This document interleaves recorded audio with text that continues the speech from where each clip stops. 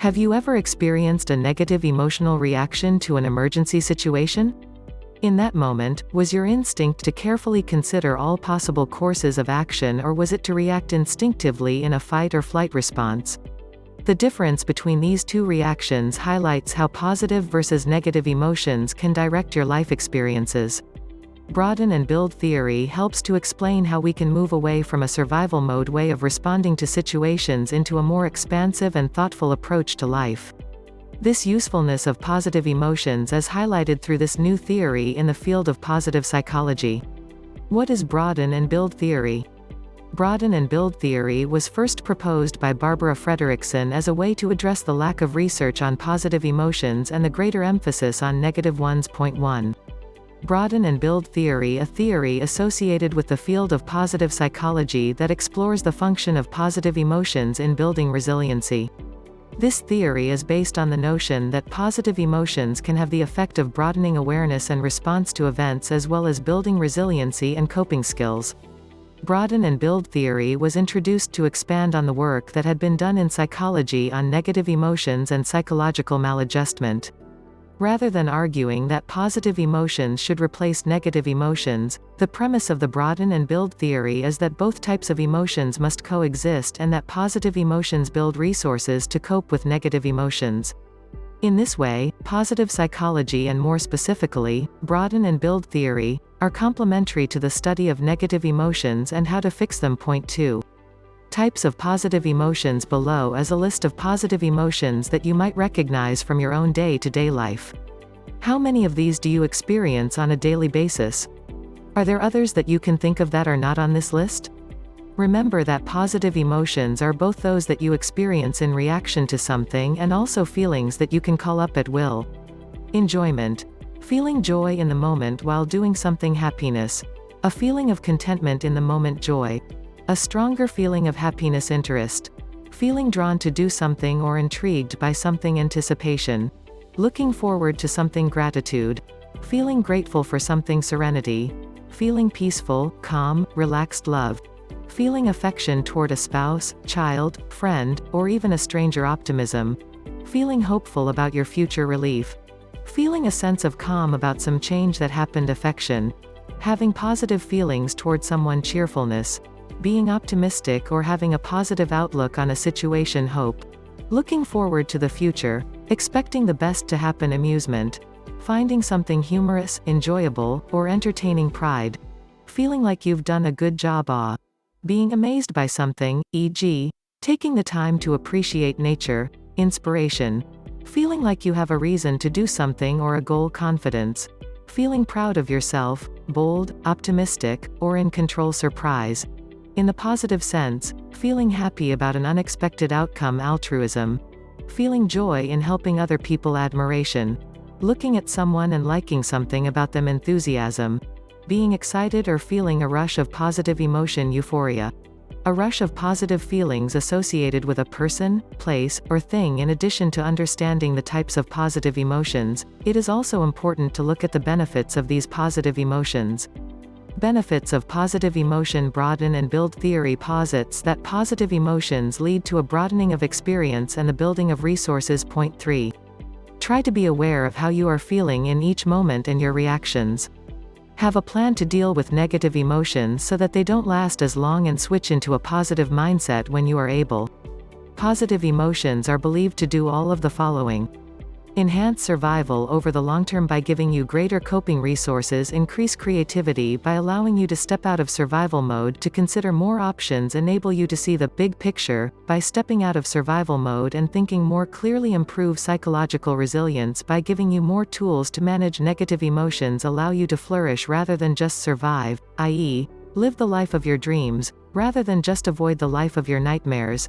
Increase your coping resources by building your toolbox of coping skills. Put negative emotions in a broader context, helping you to see that the current situation is not your destiny, that things can change for the better in the future. Make it easier to see positivity in future situations by noticing that things change and that you can always find some positive in a negative situation. Increase feelings of well-being, which improve in a positive upward cycle. Give greater meaning to life so that you can find the good in the bad. improve the ability to bounce back in the face of obstacles, giving you tools to manage difficult situations, seeing yourself as wise, and being able to operate from your wise mind rather than reacting out of negative emotion. Greater social integration, again in an upward cycle. Greater distress tolerance aids in the ability to react calmly in the face of distress. Resistance to depression and the ability to move beyond negative emotions. Better emotion regulation aids the ability to manage your negative emotions. Increased job satisfaction, especially if you experience positive emotions at work. Improved work performance in your job or career by giving you tools to improve your work and face obstacles with clarity. As you can see, there is a wide variety of potential benefits of positive emotions. However, it's also important to understand the role of negative emotions and how they relate to positive emotions. Positive versus negative emotions. What is the difference between positive and negative emotions?